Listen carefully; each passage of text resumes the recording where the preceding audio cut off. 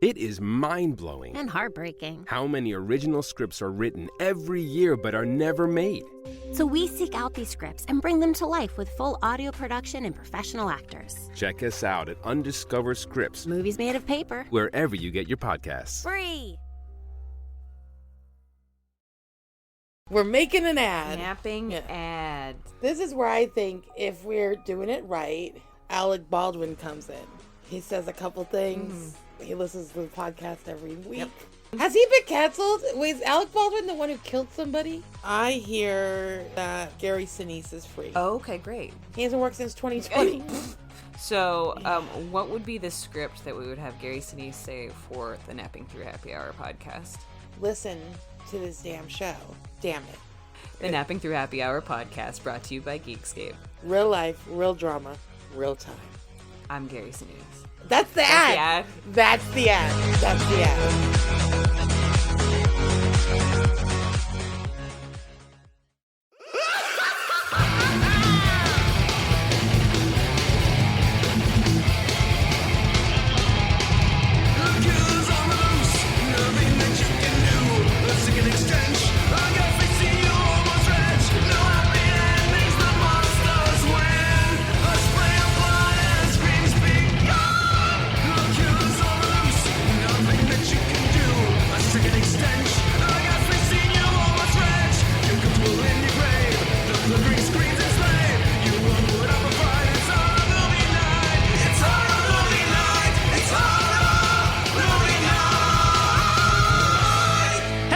Welcome to another episode of Horror Movie Night. We are in summertime, and this is one of my picks, so you know that I'm sticking with my theme of don't go near the water. My yearly summer theme. And the picking's easy. Yeah, right. Yeah, dude. I feel like we've watched this movie 3 times on this show. Is this? Oh, Kyle, if you've been doing this for a decade like I have, right? It feels like a lot more than 3 times. So we're gonna, very similarly to when I did King Kong versus Godzilla, I want to start with a very brief breakdown of the making of this movie before we dive in. I thought it was going to be an apology. No, the making of will explain everything. But here we go. So. The director of this movie had worked in the field of stop motion, and he assisted on episodes of Davey and Goliath, as well as doing commercial work. Okay. He collaborated with a longtime friend on a monster movie that was written to be a throwback to the 50s monster movie that could be enjoyed by a family audience, in contrast to the more high-intensity horror at the time. Initially, they planned to make a film about Bigfoot, but after a glut of similar films coming out, the two decided a monster inspired by dinosaurs instead would work. They brought in their friend David W. Allen, who specialized in stop motion, to design the monster, as he didn't think alternatives such as a man in a suit would be sufficient for the movie. Now, David W. Allen, I forgot to look up his credentials, but that's a name that, like, wildly important. Equally important is that most of the stop motion effects were done by Phil Tippett, who was working concurrently on the Star Wars movies at the same time that he was making this movie. Yeah. Icon. An icon. I think he's an Academy Award winner. He's an Academy Award winner guy. But here we go. Matt bearing the fucking lead today. Here's where everything falls apart. The film suffered from financing and publication problems from Crown International. As the director recounted, Crown International was part of the financing, and they just screwed everything up. They pulled their support on many of the key scenes that would have explained a lot and plugged some obvious plot holes, added a canned score that super sucks, and then turned over everything to some hack to edit together. The asshole didn't even take the time to fade or dissolve in the entire fucking picture. Are these direct quotes? Because these I are love direct quotes. Crown also took greater control of the film, deleting expository scenes that would have filled in plot, and he voiced this disapproval of some of the editing decisions by Crown, as he was not privy to work on the film with them. Specifically, there was no post work done, resulting in all of the day for night scenes just being day scenes, which is my favorite part about this movie. That explains so much. Horror movie. It's so funny to me. Like, the very first scene, they go over to this guy's house and they're like, He goes, I wish you would make your discoveries during the day. And I'm watching the film like, motherfucker, it's like 2 in the afternoon. There was a weird tone. There was a weird tone that it was all happening during the day. But that by just that clears up a lot of questions that I had, which I wasn't going to ask because I didn't want to know the answer. I'm glad to have Kyle gotten and the I answer. are the same person. Yeah, I'm like, I don't need to know anything. So hey, Kyle, you and me, we could be the 2 bumbling idiots. Oh, because 100%. do you have something that you need to quench your thirst with? Yeah, I really do. You're our personal Mitch and Arnie on this week's episode. Well, because we're bumbling and fumbling, and one of us will die by the end of this episode. I'm cranky. I'm drinking a cranky from Stony Creek, just a nice IPA. And then I just felt everybody was a little cranky, that monster included, and the robber. Which is crazy to say all of these things existed. Yeah, what we'll about you, explain Scott? these to the audience what later. What are you sipping on? I have Return of the Lake Erie Monster from Great Lakes. That's awesome. awesome. I was like, this is a gimme if there ever was one. Dude, I was looking for I swore there was a lake hopper or some sort of monster in a lake beer that I've even had for this show for a better film, but I couldn't find it. And I'm not dissing you by saying it was a gimme. I just mean, since I live in northeastern Ohio and Great Lakes is based in Cleveland, easy to find this one. No, that was no diss felt. That was a perfect beer for this. Cheers. I should have just gotten a jug, one of those fucking jugs with 3 X's and then on it. we could do a jug band at the end of this. Yes. Yeah, it would have been a one-man jug band because one of us Don't spoil my double feature. Yeah, I'm so sorry. This movie is banjo strong, dog. This movie is banjo strong. It's heavy in the beginning. I can't hear the dialogue. Yeah, well, so here's my story with this movie. I must have been 11 or 12. It was very early in me starting to dip my toes into horror movies, right? And this was right around that time where I was like, I want to watch horror movies. I'm not sure if I'm ready for the R-rated stuff. So I would look for the PG and the PG-13 movies at the Blockbuster.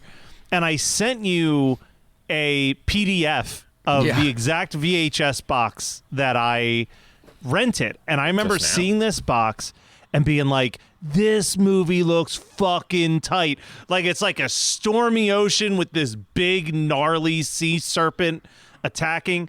And then you flip the back, and the only picture is just a tiny bit of what looks like a monster's head heading towards somebody. And I thought, this movie has got to be amazing. And I rented it. And I shut it off about 20 minutes in and made my parents take it back. I was like, this movie's awful. And then years, I'm talking post-college, I just kept thinking of that movie. And I Googled the box art, and I started reading about how it's considered one of the absolute worst movies.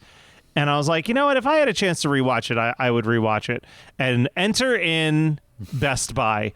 Best Buy putting out a 12-pack DVD called Creature Features that this was on, along with films like Snow Beast and a bunch of Gamora movies. Oh, Snow Beast. Nice. So I grabbed that. It was literally $8 for 12 movies. And the main reason I bought it was Crater Lake Monster. And this movie, I would say, is definitely in the weird-ass movie night royalty catalog of with a crowd, this bad boy's a pleaser because it is just similarly to a Troll 2 or a Room, every wrong decision is there. But also the flip is the stop motion looks cheesy because it's stop motion, but it's actually competent stop motion. Yes. It is. The monster looks decent. Go figure. The monster stop motion looks better than the inarticulate giant head that they use in certain scenes. Yeah, I love that giant head though because the reason I love the giant head so much is because I know that right out of frame there are 3 dudes with their hands up inside it. That's the kind of thing that I enjoy. Now, this movie is not the worst movie ever made. This isn't the worst movie we've discussed. This isn't the worst creature feature Matt has picked. That's definitely Loch Ness Horror. This is way better than Loch Ness Horror because that movie doesn't even have any fucking stop motion in it. The thing about this movie is that I know why Matt likes this movie, because it scratches the proto-horror itch, because it reminds me of those fucking orange, black and white books that we both grew up on. Yep. Got them all right over there.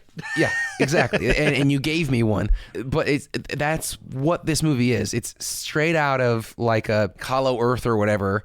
And it's forced perspective with claymation in the background. There's a ton of these types of movies, and they scratch this weird itch. To me, though, it's that double whammy, right? Because it scratches that itch, but it also has those like I wrote down 4 different points where the editing and specifically the like not changing the day for night scenes properly just make me smile. Like they're on like the boat and he's just like, it's really pretty on a moonlit night. And the guy and his like magician girlfriend. Yeah. Like, the drunk actor. Who's laying off like the sauce. They're like doing that. She's looking at the stars. She's like, and then he knocks himself out by hitting the steering wheel, and it's literally just 30 seconds of them sitting on the beach, which you can tell, like, now knowing what I know, was supposed to be like slowly fade to night, but instead it's just a static shot for 30 seconds, and then he goes, ugh, and she goes, oh, you've been out for the longest time. That guy is the worst actor in this movie, though. He's I have to very say. bad. He's so Very fucking bad, because when they are attacked by the Crater Lake monster, which is kind of dope, like that they're smart enough to light the boat on fire and it scares it away kind of, but then not really. The guy, like when the bumbling drunk idiots find them, which I guess is supposed to be the next morning, the guy pretends that he's like knocked out or drunk or something, and then to wake him up, they put a flask under his nose. He's like, that stupidity just really is endearing to me, because, I don't mind horror. Let's just say I don't mind horror with people who can't fucking act. If it's that charmingly bad, if they're like putting their hand on their hip and they don't know how to fucking stand, that's annoying to me. Mutilator too. But when it's like so charmingly bad that they're not even trying to act, that they're just kind of existing in frame, that's my shit. Well, and that's a fair distinction. That's a fair distinction as far as like quality, low quality pictures go. I get that. There's a certain, it's I feel like explaining why some bad movies work and some don't is one of the hardest things to explain. Yeah, that's why we're 400 and how many? This is probably going to be like episode? 460 or 470. That's why we've been trying to do this for 460 some episodes. Yeah, but once we crack that code, we're done. Yes, we finally have an endpoint. I know that some people, Jonathan London included, are waiting for us to figure out how we're going to end this show. We just How I Met Your Mother did. I think we just hit 1,000 episodes and start back on episode 1 and just redo everything and see how we feel. We cast younger versions of ourselves. Yeah, who have more stamina for this to do this a second time. Listen, I can last at least 2 minutes nowadays. Hey. The robbery plot is the part that I forget the most in this movie, because it is so dumb. It's literally so just dumb. We just need to introduce another character for the Crater Lake monster to kill. And the only one that deserves it. Yeah. Which is so silly. They really could figure out another one. Another fisher, like a fisherman. Town? Yeah. Anything. Yeah. Well, speaking of the fisherman, I have to say, for as fake as it looks, I enjoy the corpse that they find by the river of the fisherman that he gets. That's just like all already super decayed and like missing body parts. I'm assuming that what happened is that the Crater Lake monster is actually vegetarian, because it has flippers, but it also has sharp teeth. So maybe it only likes marine life. I don't know. It eats a lot of kelp, but then when it's woken up by this meteorite somehow, which I love that that's their exposition, is that it's like warmed up the lake in such a way that it's awoken this beast. It's not even from space. It It's just changed space the temperature brought of the it lake. back to life. Yeah. I do think that the Crater Lake monster swallowed that guy and then vomited him back up, and that's why the stomach juices are he's what like, oh, made no him good, look no like good. that. This doesn't sit well. Sure. So that makes sense. way back when I had a job that gave me paid vacation, when it was time for San Diego Comic-Con, I would leave like 4 days before the show, go to some random city, rent a car, and just like drive from whatever city. And the one year I flew into Seattle and I drove from Seattle to San Diego. And guys, I wish I could say that I did make this stop, but I did pass a sign for Crater Lake. And I was so tempted to just pull aside and take a photo of me at Crater Lake for literally my enjoyment. No one else would even care. And this episode eventually. Eventually, I would be able to pull it out from the archive. But yeah, I was like... But then I like looked it up, like I stopped at a stop, and I'm like, oh, they didn't even film this at Crater Lake. Dude, I hate to break it to you, Matt, but there's a Crystal Lake Drive in Akron. Yeah. It's not where they film the films. I No, I promise. get it. I'm just saying, like, you call it Crater Lake Monster, and you're like an hour from the actual Crater Lake, and then you just So use this is the someplace in chicken and the California. egg kind of thing that I got to talk about here, though. It's called Crater Lake because a meteor hit it and created the fucking crater, right? Like the lake. You would And imagine, then yes. What a are the second one odds? hit again. What are the odds? Or is it that the writers of this were like, why don't we call it Crater Lake because there's a meteorite that hits this dinosaur, reanimates it, and it makes a crater. But like, no, it's Whoa, Listen, double crater. suspension of disbelief. Listen, if we're going to get into suspension of disbelief, let me just read everything I wrote about the robbery.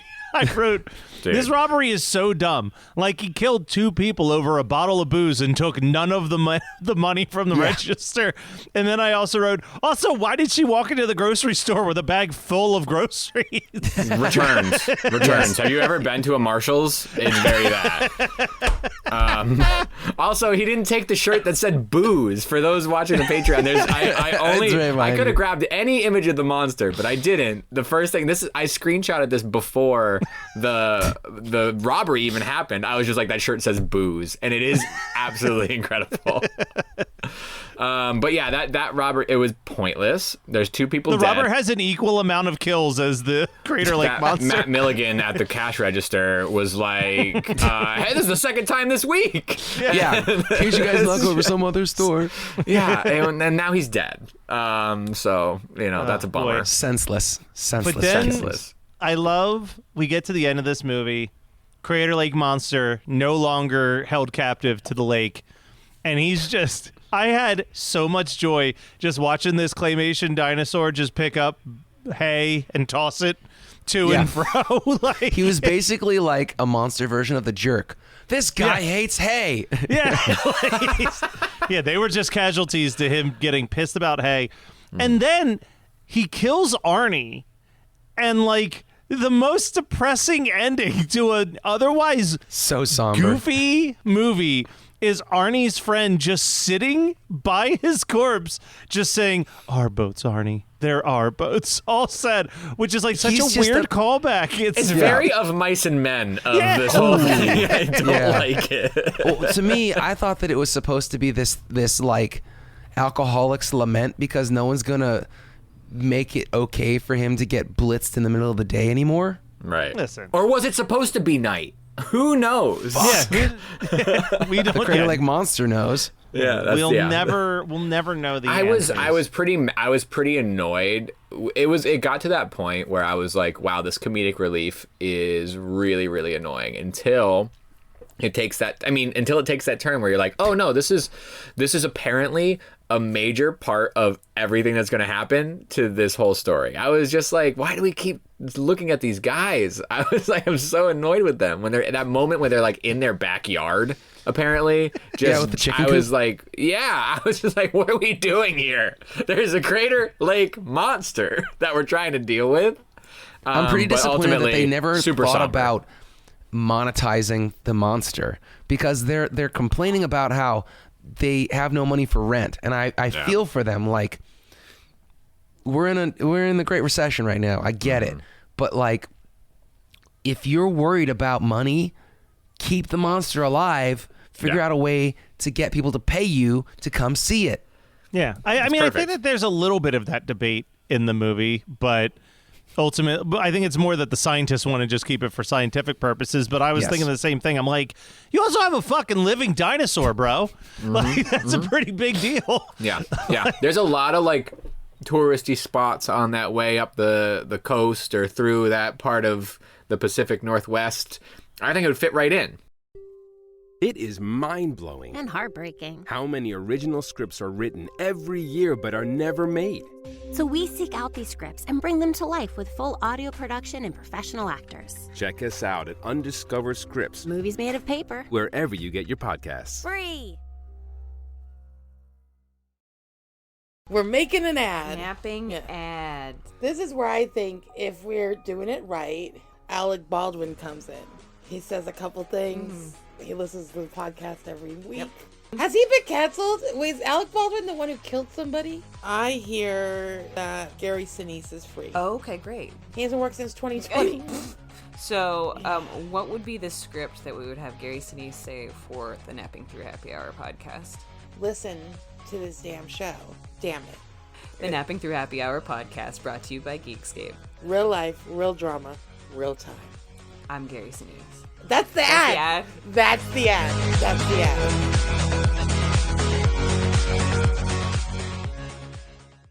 Meanwhile, in New Jersey... So, Marissa, what talking points do you want to hit on in this week's episode? Well, Jackie, let's talk about how the film addresses the patriarchy. Ooh, and representation of marginalized people. Ooh, and even philosophical ramifications of good versus evil in horror. We can point out the triangle boobs, talk about the blood splatter, and the practical effects. And also the male gaze. My gaze at the males. Hi-oh! From feminism to fangirling, the Jersey Ghouls cover all the bases of horror from a woman's perspective. New episodes are uploaded every other Sunday. Just search Jersey Ghouls to find us on social media and your favorite podcasting app. I think it's a great tourist spot. All right. Well, get those 25-cent machines that give you feed that you can give to Except it's pieces of Arnie. Yeah. Perfect. Well, another great tourist spot would be going to any drive-in and seeing this with a double feature. So the question is, Matt, what double features the would question people go for with? you is what double feature? So obviously I was going to pick something Loch Ness based. I actually didn't go with Loch Ness Horror, although you did give it a nice shout out. I went with a movie that we will never ever watch for horror movie night. And it is An Incident at Loch Ness. I think I talked about this years ago. No, this is, recent in the same way that The Mummy is a recent movie. But it was, I think it was like 2004, 2006, somewhere in that range. It's Werner Herzog, and it's a mockumentary starring Werner Herzog. Yeah, Yes. where he goes to Loch Ness to disprove the existence of the Loch Ness Monster. And then as the movie goes on, they get attacked by a Loch Ness Monster at the end of the movie. Spoiler. It's fine, but it's not something that we would ever watch for this show. But, you know, the Crater Lake Monster is basically a Nessie. So Yes, it's got the flippers just like a Nessie. Exactly. So that was my pick. How about you guys? What would you double feature it? Kyle. Scott. Oh, okay. All right. I just feel prophecy. I just want to go into the woods. I thought you were going to go with prophecy because you mentioned Pacific Northwest. Nah, yeah. There was a couple other like monster-y movies. I think when we did Reptilicus, I was thinking we were talking 20,000 Fathoms. Like there's stuff like that exists, but I do like that neck of the woods, so to speak. And prophecy has a little bit more social stuff going on, but it still is a monster movie in the woods that I just love. What are you talking about? There was robberies in this. Talking about the losing economic their houses. impact. Yes, exactly. Okay, Scott. Well, so I was gonna go with more dinosaurs, which no one knows except for Kyle because Kyle digitized my VHS copy. But there was a part in this movie where you get a POV of the Crater Lake monster coming out of the lake. And it is so Evil Dead 2. I could not believe what I was seeing because it also predates The Evil Dead by 3 years, 4 years, something like that. 5 years, something like that. Jesus. But it's like straight Evil Dead 2 when Ash is getting he's getting thrown around when he's about to get possessed for the first time. I loved it. So I feel like both of them are so slapstick that kind of have to go with that. All right. Nice. I think that's fair. Well, on top of all the stuff that we do here at Horror Movie Night, which is obviously just providing you free audio entertainment, we also have a Patreon, which isn't free audio entertainment, but it's still very good. So patreon.com/HMN podcast. Go buy some t-shirts at hmnpodcast.com and, hang out on us on socials. We like to have fun. You like to have fun. Crater Lake Monsters fun. Join us for all of that. And then let's move into our final segment, recommendations. Matthew, do you have a recommendation for us today? Please. It's a soft recommendation. Not because the book is bad, but it's a difficult book to read. Kind of inspired by the Quiet on the Set documentary that came out a couple months ago. I finally sat down and read my copy of Jeanette McCurdy's I'm Glad My Mom Died. Yep. Which is a really good memoir. It does tackle a lot of the stuff that she had to deal with when filming iCarly, but more than anything, it just tackles how rough her entire childhood was with a narcissistic mom. And it's just it's a really well written, heavy book, but I do think it's an important book. So I'm certainly not the first person to recommend this in the world. Breaking news: this Jeanette McCurdy book is out and it's really good. But yeah, I read it, I liked it. I just wanted to give it a quick shout, and that's all I'll say on that matter. Okay. Matter. Whatever. Matter Kelly. I finished watching a Ken Burns mega documentary, Country Music. Okay. How long? I gotta ask, because Ken Burns is like the king of the 10-part hour-long documentary. 8 discs, 2 hours each. So, God. I mean, listen, it took me 3 years, so it's not like this is. But I had gotten this documentary, and obviously there are a million stories that should be told and haven't been told, and there's only so many snippets of country music. But it's a fascinating industry, both as a cultural thing here in the U.S. particularly, with roots so much based in slavery, and then also truly Southern living, and this sometimes opportunistic, sometimes truly natural way of blending those cultures that I think the documentary is able to appropriately discern, but also present, I think there's a slew of folk musicians on there that get to really break that stuff down. But then when we get into the actual industry of country music, it's very interesting when we talk about Nashville as a musical hub, and what that looks like is super interesting to me. And honestly, the last 2 decades, maybe 3 decades now, of country music doesn't really get touched upon. Obviously, a documentary like this is a huge undertaking, so they only reach a certain point, and there's time left over, right? But I really, really loved watching and listening both to the music and to what people had to say about it. It makes me want to watch stuff like George and Tammy with Michael Shannon, and get into more of the dramatization of it. There's so much that can be narratively told about country music that I think gets sort of left in the dust because country has a reputation. Yeah, well, I was just thinking this because it's something that's kind of, I think it's new to the conversation for a lot of people. But as someone who grew up with a family that loved 90s country, it's not as new as people think it is. Definitely, I would say from the 90s and on, you can look at punk, you can look at metal, but I don't think that there is a gatekeeper quite like the country music industry on what counts or does not count in that genre. So like the recent versions have been obviously like Beyonce and Lil Nas X and like, why does this not count? But you can go as far back as the 90s where the country industry turned real fucking hard on like Shania Twain and Faith Hill for like making pop The music Dixie under the Chicks. guys of country. Dude.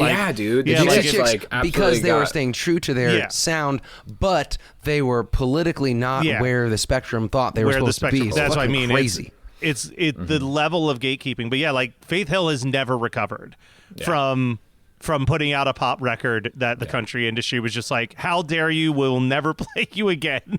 And I don't think they have. I think they literally will only play a Faith Hill song if it's with her husband Tim McGraw at this point. Like it's really crazy insane. because there's such a large push. Well, from an outside perspective, and maybe it's just because of my interest in what they now call Americana. They even talk about why they chose to call something Americana, like Emmylou Harris being at this forefront of these. Like, it's just crazy. It is truly an industry and an attempt to, really get their talents into culture. But anyway, really cool documentary.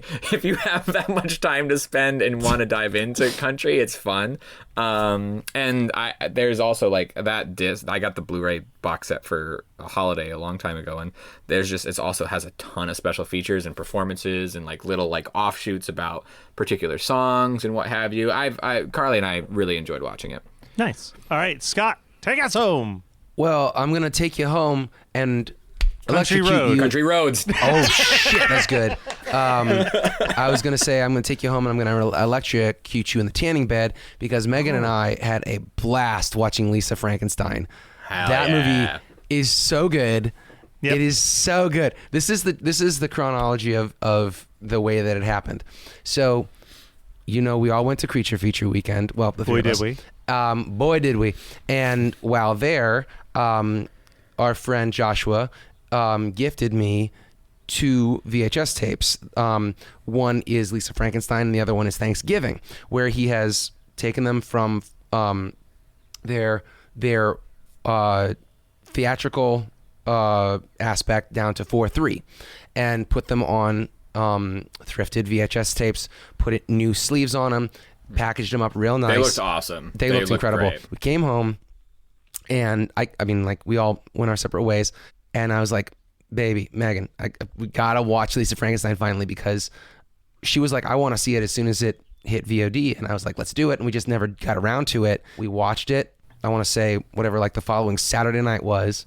And then the Sunday morning, I dusted off my cathode ray TV or my cathode TV or, like my vacuum tube TV, plugged in the VCR to it, popped in Lisa Frankenstein and watched the first 30 minutes of it in 4:3 ratio, and it looks amazing. The sad thing about it is that I found out that Eli Roth is a raging Zionist, so I will not be watching Thanksgiving anytime soon.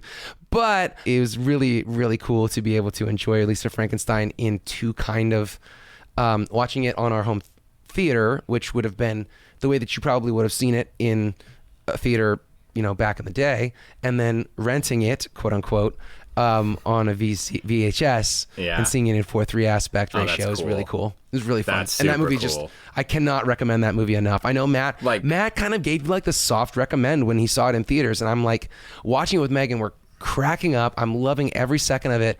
And I'm like, Matt really undersold this movie to me. Well, I've learned to never oversell a movie to you. That is untrue. That is incredibly untrue. You are lying to yourself right now.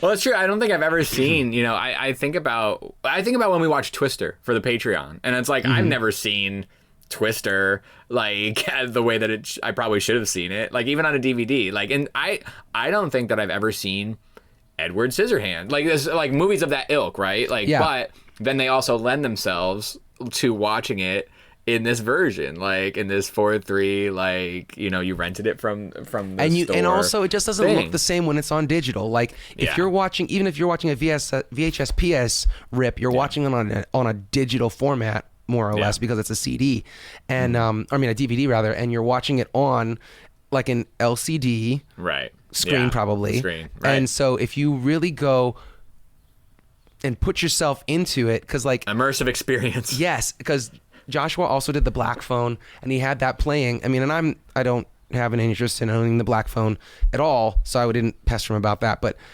it looked amazing because he had at his table at Creature Feature, he had it playing, and I was like, you know, I have no interest in that movie, but it looks like it would totally work. Yeah. On a cathode TV. That's awesome. Through tape. Mm-hmm. Yeah. Super cool. So recommend Lisa Frankenstein, however you can watch it. There's a lot that you can analyze with Lisa Frankenstein, which is something else that I liked. I talked about it very briefly on one of the episodes of White People Problems with Joe, because they had just done an episode of it on Fright School. And I think one of the things that's interesting to me is, and I could be absolutely reading into this, but the movie takes place in 1989, but all of the fashion is, and even like a lot of the music is like very mid 90s or mid 80s. Mid 80s, it's old. Yeah, the music is it's old per the time frame. Yeah, and I thought, I wonder if this is also because I think that, oh my God, I'm blanking on the name of the person who wrote it. Diablo Cody. Diablo Cody. She is very, very smart with stuff. Mm-hmm. And there is a part of me that's like, I almost want to read into this like it is a statement of how we fantasize the 80s incorrectly. Because I don't think that is the fashion that would exist in 1989, and I think she knows it really that. wouldn't have. Yeah, I think that she's very aware of that. The fashion is 85. I would firmly peg that as 85. REO Speed the Wagon. I can't fight this feeling anymore. I want to say that's 82 or 83. Yeah. Keep in mind, 1989, Nirvana Bleach was out. Like that's like how far from that era we had gotten. And I'm like, she's smart. She's not making that mistake. I don't think she's making that as a mistake. I think that there's part of her that wants to make this statement that like the version of the 80s that people of the 2024s imagine because they watch Stranger Things and all this other stuff is not accurate. And like it makes it all more of a fairy tale look at the 80s. I agree, and fantastical. But I also want to indict myself because I believe Diablo Cody is 2-3 years older than me. She's very close in age to me. Yeah. When we would have been in high school, we were wearing 80s clothes. Ironically, but also because we really were kind of digging it, you know, like, and at the same time there were the 90s clothing, like 97, I would say, a lot of the clothing that girls were wearing, if you go to Adelia's catalog from 97, it all is Flower Child inspired, hippie, through the lens of ultra neon 80s kids that are now in high school, or also the people that were probably in high school in the 80s with the neon stuff, and it's hyped up to 11. The paisley doesn't look like the paisley from the 60s, and like the 80s stuff is kind of like an amalgamation. And what I want to mention here is that, so we were bastardizing things back when we were in high school, and I believe that Diablo Cody is understanding herself well enough that I agree with you that there is some sort of self-analysis there.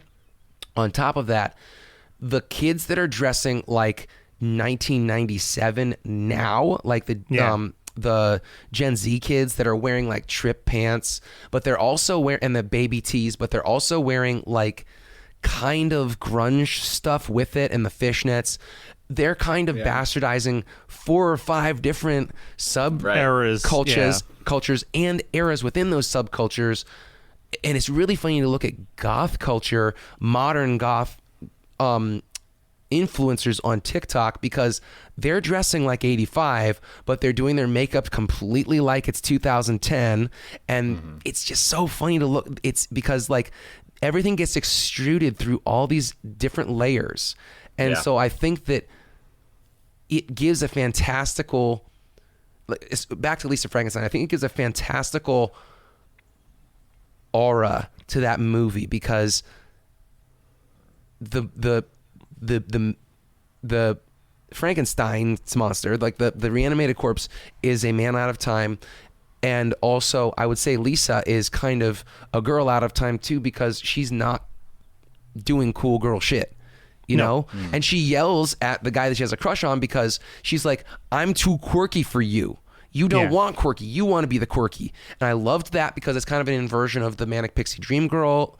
And I also really loved the fact that the sister, the stepsister, is not an evil stepsister. She's actually the nicest only person nice in the one. entire. Yeah, And there's a lot of so cool good. stuff. I said this to Joe, and I'll say it on here too, and I may have even said it when we did the episode. I think this movie gets a lot of comparisons to early Tim Burton, and that's certainly there, but I actually think it has more in common with like a late 80s, early 90s John Waters movie. It feels very Serial Mom. It feels very Crybaby. It feels very like we're doing a thing that's looking at a specific decade, but we are very much making a statement about how fabricated that red tinted glasses of that decade actually is. I don't know. I think it's a great movie. It's definitely one of my 10 favorites of the year so far. It's top 5 for me because I haven't seen a lot of good shit this year. I mean, that does not negate how good I television think has the been movie killing it. I think my Yeah. television list would be a lot harder than my movie list right now. But still, Yeah, and I'll talk about anyway. television next week. Yes. Well, we will be back next week with a special guest, actually. And just in case something gets canceled, we'll be back with no one special next week. We're all special, Matt. Fuck you.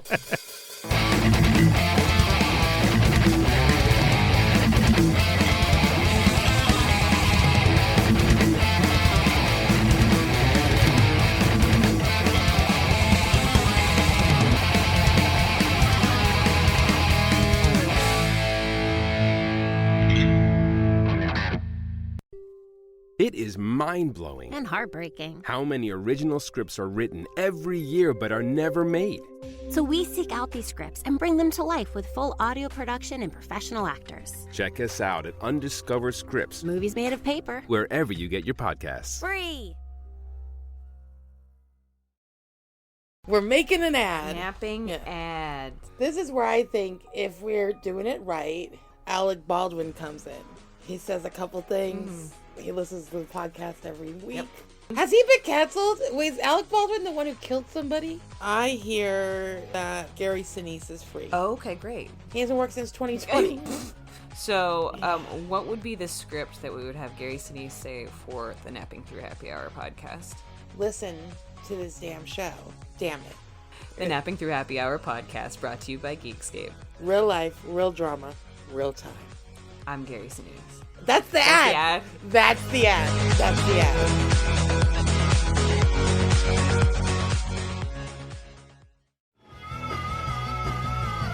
You're listening to the Geekscape Network.